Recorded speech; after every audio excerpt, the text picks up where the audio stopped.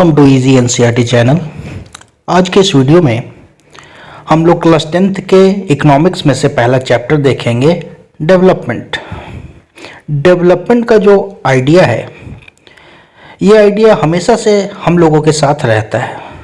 जैसे कि हम सभी के अंदर कुछ इच्छाएं रहती हैं कि हम जीवन में क्या करना चाहते हैं, हमारा जीवन कैसा होना चाहिए, हमारा देश कैसा होना चाहिए, कौन कौन सी ज़रूरत की चीज़ें हैं जो हमको चाहिए, कैसे हमारा जीवन अच्छा होगा, कैसे इक्वलिटी बढ़ेगा। तो ये सारी चीज़ें डेवलपमेंट में इन्वॉल्व होती हैं। डेवलपमेंट के हमारे गोल्स कैसे पूरे होंगे, इसके लिए हमें कोई ना कोई रास्ता तैयार करना होता है, और ये रास्ता तैयार करना एक बहुत कॉम्प्लेक्स टास्क होता है। इसी सब के इशूज़ के बारे में इस चैप्टर में हम लोग पढ़ेंगे, और जब इन सारे प्रश्नों का उत्तर हम जानने का कोशिश करेंगे तब पाएंगे कि ऐसा नहीं है कि डेवलपमेंट से रिलेटेड केवल इकोनॉमिक्स में ही है, हमको हिस्ट्री और पॉलिटिकल साइंस में भी इसके आंसर्स मिलेंगे। क्योंकि जो हमारा प्रेजेंट है वो पास्ट पे डिपेंडेंट होता है, इसलिए हमको हिस्ट्री में भी जाना पड़ेगा। इसके अलावा पॉलिटिकल प्रोसेस के द्वारा ही बहुत सारी इच्छाएं हमारी पूरी हो सकती हैं, जैसे इक्वलिटी का, राइट्स का, देश अच्छा होने का। ये सारे पॉलिटिकल प्रोसेस के थ्रू ही हो सकते हैं। तो इसके लिए हमको पॉलिटिकल साइंस में भी जाना पड़ेगा, पढ़ना पड़ेगा। डेवलपमेंट का मतलब अलग अलग लोगों के लिए अलग अलग होता है, और ये मतलब उनकी इच्छाओं से जुड़ा होता है। जैसे देखेंगे कि बिना भूमि का गांव का कोई मजदूर है, तो उसके लिए उसका डेवलपमेंट का मतलब क्या हुआ, तो उसको ज़्यादा काम मिले, ज़्यादा मेहनताना मिले, लोकल स्कूल में जहाँ उसके बच्चे पढ़ते हैं अच्छी पढ़ाई हो, ये सारा उसके लिए डेवलपमेंट है। वहीं पंजाब का कोई धनी किसान है, तो उसके लिए डेवलपमेंट का मतलब क्या है कि उसके फसल का ज़्यादा दाम मिले, सस्ते दर पर उसको लेबर्स मिल पाए, वो अपने बच्चों को विदेश में सेटल करा पाए, तो उसके लिए ये डेवलपमेंट है। उसी प्रकार से एक लड़की है धनी परिवार की, शहरी परिवार की, तो उसको अगर ज़्यादा फ्रीडम मिले, अपने भाई की तरह फ्रीडम मिले, ताकि वो जीवन में कुछ भी कर सके, अपनी पढ़ाई को वो अब्रॉड जाके पूरा कर सके, तो उसके लिए यही डेवलपमेंट है। तो कहने का मतलब एस्पिरेशंस यानी इच्छाओं के अनुसार डेवलपमेंट का मतलब अलग अलग लोगों के लिए अलग अलग होता है। हम लोगों ने टेबल में देखा कि डेवलपमेंट का मतलब डिफरेंट लोगों के लिए डिफरेंट है। क्योंकि उनकी इच्छाएं या एस्पिरेशंस अलग अलग हैं, और जीवन में इम्पॉर्टेंट थिंग्स उनके लिए अलग अलग हैं। अलग अलग चीज़ें उनके जीवन में मायने रखती हैं। कभी कभी तो ऐसा भी होता है कि दो लोगों का डेवलपमेंट का मतलब कॉन्फ्लिक्टिंग हो जाता है, यानी कि विरोधाभास हो जाता है। जैसे ऊपर हम लोगों ने देखा, लैंडलेस लेबर के लिए ज़्यादा मेहनताना डेवलपमेंट है, जबकि धनी किसान के लिए चीप लेबर डेवलपमेंट है। उसी प्रकार से कोई लड़की है, तो उसके लिए डेवलपमेंट का मतलब है कि उसको अपने भाई की तरह अधिकार मिले, और भाई उसके घरेलू कामों में हाथ बटाए, जबकि उसके भाई के लिए डेवलपमेंट का मतलब ये नहीं है। अभी तक दो चीज़ें समझ में आई कि different persons can have different development goals, यानी अलग अलग लोगों के लिए डेवलपमेंट गोल्स अलग अलग हो सकते हैं। और दूसरा, एक के लिए जो डेवलपमेंट का मतलब होगा वो जरूरी नहीं है कि दूसरे के लिए भी डेवलपमेंट हो, यानी कि what may be development for one may not be development for the other. पीछे हम लोगों ने जो टेबल देखा उसमें एक चीज़ कॉमन थी, जैसे कोई ज़्यादा मेहनत आना चाह रहा था, तो कोई अपने क्रॉप्स का ज़्यादा दाम चाह रहा था, यानी कि सब लोग अपना इनकम बढ़ाना चाह रहे थे। लेकिन ऐसा नहीं है कि केवल इनकम ही बढ़ाना चाह रहे थे, इसके अलावा कुछ और भी गोल्स थे उनके, जैसे इक्वल ट्रीटमेंट हो, फ्रीडम मिले उनको, तो किसी को सिक्योरिटी चाहिए थी। तो ये सारे भी इंपॉर्टेंट गोल्स होते हैं डेवलपमेंट के लिए। ऐसा नहीं है कि डेवलपमेंट मतलब केवल मटेरियल गुड्स हासिल करना। मटेरियल गुड्स वो होते हैं जो हम लोग पैसों से खरीद सकते हैं। तो मटेरियल गुड्स के अलावा नॉन मटेरियल गुड्स जैसे कि फ्रीडम, इक्वल ट्रीटमेंट, रेस्पेक्ट, ये सारी भी चीज़ें ज़रूरी होती हैं। और जब हम लोग डेवलपमेंट की बातें करते हैं तो केवल मटेरियल गुड्स नहीं, मटेरियल गुड्स के साथ साथ नॉन मटेरियल गुड्स का भी इम्पोर्टेंस होता है, और कभी कभी तो मटेरियल गुड्स से ज़्यादा नॉन मटेरियल गुड्स का इम्पोर्टेंस होता है। ये समझने के लिए कि डेवलपमेंट मतलब केवल इनकम बढ़ाना नहीं होता है, बाकी सारी चीज़ें भी इम्पोर्टेंट होती हैं। एक एग्जांपल देखते हैं। मान लीजिए आपको नौकरी लगी है, तो एक नौकरी में पैसा तो बहुत ज़्यादा है लेकिन वो परमानेंट जॉब नहीं, यानी कि जॉब सिक्योरिटी आपके पास नहीं है कि कब तक नौकरी रहेगी। दूसरा जॉब है, उसमें आपको पैसा कम है लेकिन वो परमानेंट जॉब है। आप कौन सा करेंगे? ऑब्वियस सी बात है कि आप दूसरा वाला करेंगे, यानी कि वो जॉब करेंगे जिसमें आपको सिक्योरिटी मिल रही है जॉब की। तो यहाँ पे पैसों से ज़्यादा आपने जॉब सिक्योरिटी देखा।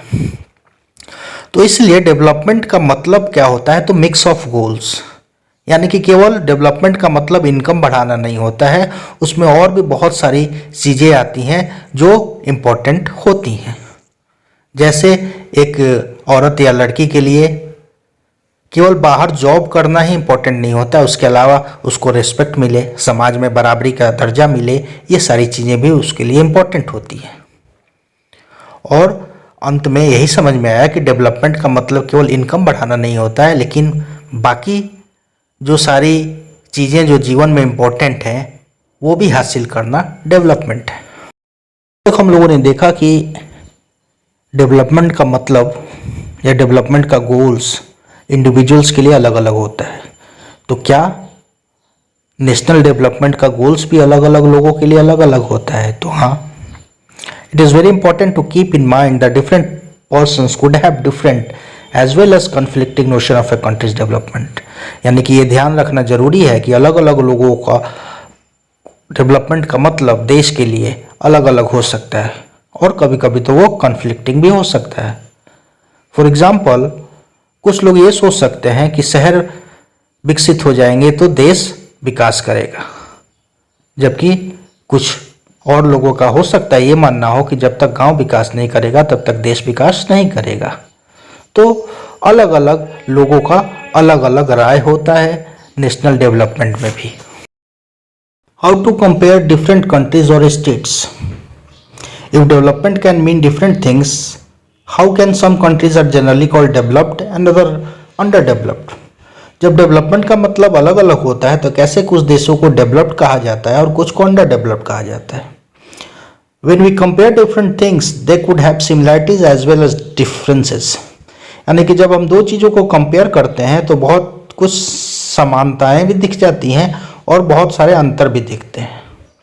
Which aspects do we use to compare them? तो हम कौन सी चीज़ों को अपनाएं कंपेयर करने के लिए?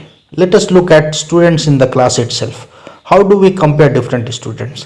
तो इसके लिए समझने के लिए क्लास में ही देखें। हम लोग स्टूडेंट्स को कंपेयर किस आधार पे करते हैं?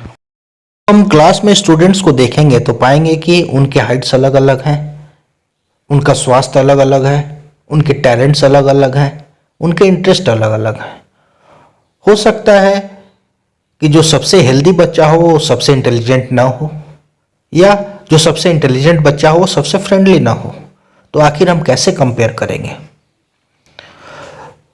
तो जो क्राइटेरिया होगा कंपेयर करने का वो डिपेंड करेगा कि पर्पस क्या है हमारा, यानी कि आखिर हम कंपैरिजन करना क्यों चाहते हैं। जैसे एक स्पोर्ट्स टीम चुनने के लिए अगर कंपेयर कर रहे हैं तो कुछ और क्राइटेरिया होगा, म्यूजिक के लिए चुन रहे हैं तो कोई और क्राइटेरिया होगा, जी के कंपटीशन के लिए चुन रहे हैं तो कोई और क्राइटेरिया होगा। लेकिन मान लीजिए हमको ऑल राउंड प्रोग्रेस चुनना हो बच्चे में, तब हम कौन सा क्राइटेरिया चुने?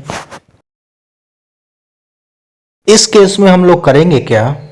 तो एक दो इंपॉर्टेंट कैरेक्टरिस्टिक्स चुन लेंगे और उसी के आधार पे कंपेयर कर लेंगे। यही सेम चीज देश के डेवलपमेंट में भी आता है। जब हम दो देश को कंपेयर करते हैं तो इनकम को one of the most important attributes चुन लेते हैं और उसी के आधार पे हम लोग कंपेयर करते हैं। देशों का इनकम ज़्यादा होता है वो ज़्यादा डेवलप होते हैं, और वो इस अंडरस्टैंडिंग पर टिका हुआ है कि ज़्यादा इनकम मतलब ह्यूमन बींग्स को जो जो ज़रूरत है वो हासिल कर सकते हैं। अगर ज़्यादा इनकम होगा तो लोगों को जो ज़रूरत होगी वो उसको हासिल कर सकते हैं। तो इसीलिए इनकम को एक इम्पॉर्टेंट गोल माना जाता है जब हम लोग कंट्रीज़ को कंपेयर करते हैं। जब हम लोग दो कंट्रीज़ को कंपेयर करते हैं तो टोटल इनकम को इम्पॉर्टेंट नहीं मानते, वो इसलिए क्योंकि अलग अलग देशों की जनसंख्या अलग अलग हो सकती है, इसलिए उनका टोटल इनकम हमको सही स्थिति नहीं बताएगा। तो इसीलिए जब देशों को कंपेयर करते हैं तो एवरेज इनकम को इम्पोर्टेंट मानते हैं। The average income is also called per capita income. इसी एवरेज इनकम को पर कैपिटा इनकम भी बोला जाता है। वर्ल्ड बैंक द्वारा घोषित वर्ल्ड डेवलपमेंट रिपोर्ट 2006 के अनुसार वह देश जहां पर कैपिटा इनकम 4,53,000 हो या उससे ज़्यादा हो उनको रिच कंट्रीज बोला गया, जबकि वो देश जहां पर कैपिटा इनकम 37,000 या उससे कम हो उनको लो इनकम कंट्रीज बोला गया। इंडिया जो है वो लो इनकम कंट्रीज के कैटेगरी में आता है। क्यों? क्योंकि 2004 तक उसका पर कैपिटा इनकम जो है वो केवल 28,000 पर एनम था। Income and other criteria. जब हम लोगों ने इंडिविजुअल्स का डेवलपमेंट का गोल्स देखा तो हम लोगों ने पाया कि केवल बेटर इनकम नहीं, बेटर इनकम के साथ साथ कुछ और भी गोल्स उनके हैं, जैसे कि security, respect, equal treatment, freedom etcetera. उसी प्रकार से जब हम नेशन के डेवलपमेंट की बात करते हैं तो केवल एवरेज इनकम ही नहीं, एवरेज इनकम के अलावा भी बहुत सारे गोल्स होने चाहिए। तो ये सारे गोल्स क्या हो सकते हैं? नेशनल डेवलपमेंट में एवरेज इनकम के अलावा और कौन से गोल्स होने चाहिए इसको समझने के लिए एक एग्जांपल देखते हैं। नीचे जो टेबल है वो पर कैपिटा इनकम है कुछ राज्यों का, जैसे पंजाब, केरला और बिहार का। Actually this figures are of per capita net state domestic product at current price for 2002-03, यानी कि 2002-03 का ये पर कैपिटा इनकम है स्टेट्स का। पहले इसको देखते हैं। इसमें हम लोग देख रहे हैं कि पर कैपिटा इनकम पंजाब का सबसे ज़्यादा है, उसके बाद केरला का है और बिहार का सबसे कम है। तो एक दूसरा टेबल देखते हैं जिसमें भी कंपैरिजन है उन तीनों स्टेट्स में। इसमें लिटरेसी रेट है, नेट अटेंडेंस रेशियो है क्लास 1 से 5 का, और इन्फेंट मोर्टेलिटी रेट है। इन्फेंट मोर्टेलिटी रेट क्या होता है? तो 1000 पैदा हुए बच्चों में कितने बच्चे 1 साल के अंदर मर जाते हैं, उसको इन्फेंट मोर्टेलिटी रेट बोलते हैं। लिटरेसी रेट आपको पता है, और नेट अटेंडेंस रेशियो यानी कि क्लास 1 से 5 में, यानी कि एज ग्रुप 6 से 10 में कितने बच्चे स्कूल अटेंड करते हैं। इसमें हम लोग देख रहे हैं कि केरला में लिटरेसी रेट सबसे ज़्यादा है, अटेंडेंस भी सबसे ज़्यादा है, और इन्फेंट मोर्टेलिटी रेट कम है, जबकि पंजाब में इन्फेंट मोर्टेलिटी रेट 49 है, लिटरेसी 70% है और अटेंडेंस 81%। ये टेबल क्या दिखाता है? जो पहला कॉलम है टेबल वो दिखाता है कि केरला में 1000 बच्चे जो पैदा होते हैं उसमें से 11 बच्चे 1 साल के अंदर ही मर जाते हैं, जबकि पंजाब में ये आंकड़ा 49 तक है, यानी कि 1000 में 49 बच्चे साल भर की उम्र पूरा नहीं कर पाते। दूसरी तरफ पर कैपिटा इनकम पंजाब का बहुत ज़्यादा है केरला से।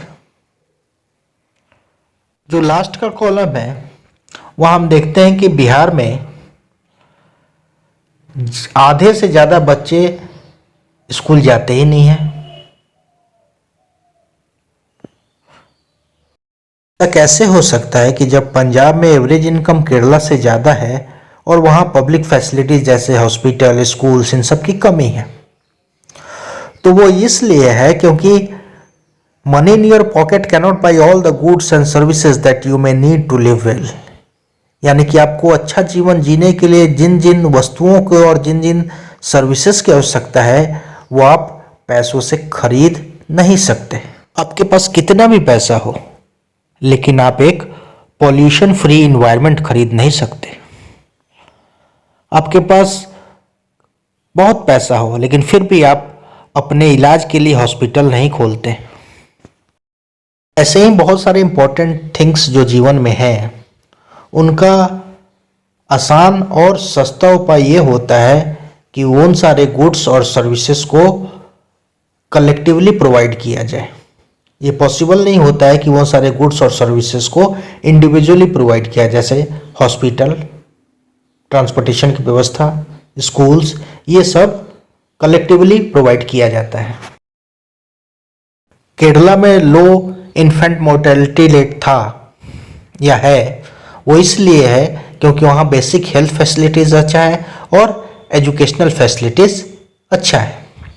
उसी प्रकार से कुछ राज्यों में पब्लिक डिस्ट्रीब्यूशन सिस्टम PDS वो भी अच्छा कार्य करता है। इफ सम PDS शॉप्स यानी कि राशन की जो दुकानें होती हैं उसको PDS शॉप्स बोलते हैं, वो अच्छे से फंक्शन नहीं करता है तो लोग वहाँ के जागरूक होते हैं और जो प्रॉब्लम्स हैं उसको रेक्टिफाइड करते हैं, यानी कि प्रॉब्लम्स का पता करते हैं। एक टेबल देखते हैं जिसमें इंडिया का उसके पड़ोसी देशों के साथ कंपेयर किया गया है। इसमें हम देख रहे हैं कि श्रीलंका का पर कैपिटा इनकम जो है इंडिया से ज़्यादा है। लाइफ एक्सपेक्टेंसी मतलब होता है कि अनुमानतः कितने साल तक कोई व्यक्ति जीवित रहेगा, वो भी श्रीलंका में ज़्यादा है। लिटरेसी रेट भी ज़्यादा है। सब कुछ जो है इंडिया से बेटर है श्रीलंका का। बहुत सरप्राइजिंग है कि श्रीलंका जैसा एक छोटा सा देश लगभग हर एक एस्पेक्ट्स में इंडिया से आगे। ये टेबल में हम लोग देखेंगे कि नेपाल, जिसका पर कैपिटा इनकम इंडिया से आधा है या उससे भी कम है, वो भी लाइफ एक्सपेक्टेंसी में और लिटरेसी रेट में इंडिया से ज़्यादा पीछे नहीं है। तो इसके लिए ह्यूमन डेवलपमेंट में बहुत सारे नए एस्पेक्ट्स को भी जोड़ा गया है और ये इससे पता चलता है कि डेवलपमेंट का मतलब हुआ कि उस देश में वहाँ के सिटीजन्स की स्थिति क्या है। It is the people, their health, their wellbeing that is the most important. यानी कि सबसे इम्पोर्टेंट क्या है, तो किसी देश के लोग, उनका स्वास्थ्य और उनका अच्छा होना, यही सबसे इम्पोर्टेंट है। सस्टेनेबिलिटी ऑफ डेवलपमेंट, हम लोग डेवलपमेंट का मतलब या डेवलपमेंट को डिफाइन जैसे भी करें, मान लीजिए कोई एक देश आज डेवलप्ड है, हम लोग चाहेंगे कि उसका लेवल ऑफ डेवलपमेंट ऊपर बढ़े या कम से कम वो आज जिस लेवल पे है उसको कायम रखे। लेकिन बहुत सारे साइंटिस्ट ये मानते हैं कि जो प्रेजेंट आज का जो तरीका है और जो लेवल है डेवलपमेंट का, वो सस्टेनेबल नहीं है, यानी कि वो टिकने वाला नहीं है। सस्टेनेबल डेवलपमेंट समझने के लिए एक रिपोर्ट देखते हैं, ग्राउंड वाटर इन इंडिया। ये दिखाता है कि भारत में ग्राउंड वाटर का लेवल जो है वो खतरे के निशान पे है। 300 डिस्ट्रिक्ट्स में वो 4 मीटर से नीचे चला गया है और 1/3 लोग ओवर यूज करते हैं ग्राउंड वाटर का और अगले 25 साल में ये 60% से ज़्यादा हो जाएगा। और ज़्यादातर ये ओवर यूज ग्राउंड वाटर का पंजाब और वेस्टर्न यूपी में होता है, जो खेती में उन्नत राज्य है। ग्राउंड वाटर एक रिन्यूएबल रिसोर्स है, यानी कि नेचर इसका भरपाई पूरा कर देती है, लेकिन उसके लिए हमको नेचर को टाइम देना होगा, उसका ओवर यूज नहीं करना होगा। ऐसे ही बहुत सारे रिसोर्सेज जो हैं वो नॉन रिन्यूएबल हैं, यानी कि उसका एक सीमित मात्रा है अर्थ पे और एक बार वो ख़त्म हो जाएगा तो फिर वापस नहीं आ सकता, जैसे कोयला वगैरह। तो हम लोग उसका भी बहुत ज़्यादा यूज़ कर रहे हैं और इन सब को हम लोग सस्टेनेबल डेवलपमेंट नहीं कह सकते। इन्वायरमेंटल डिग्रेडेशन के जो कॉन्सिक्वेंसेस हैं, यानी कि इन्वायरमेंट पे जो बुरा असर पड़ रहा है, उसका जो प्रभाव है वो किसी एक पर्टिकुलर देश के लिए नहीं है या स्टेट के लिए नहीं है, ये ग्लोबल स्तर पे है और हम सभी का भविष्य से जुड़ा हुआ है। इसीलिए सस्टेनेबिलिटी ऑफ डेवलपमेंट एक नया एरिया है ज्ञान का, नॉलेज का, जिसमें साइंटिस्ट लगे हैं, इकोनॉमिस्ट लगे हैं, फिलोसफर्स लगे हैं और सारे सोशल साइंटिस्ट लगे हैं, ताकि एक ऐसा डेवलपमेंट हो सके जो सस्टेनेबल हो। क्योंकि डेवलपमेंट या प्रोग्रेस का जो ये सवाल है वो निरंतर है, हमेशा से रहा है।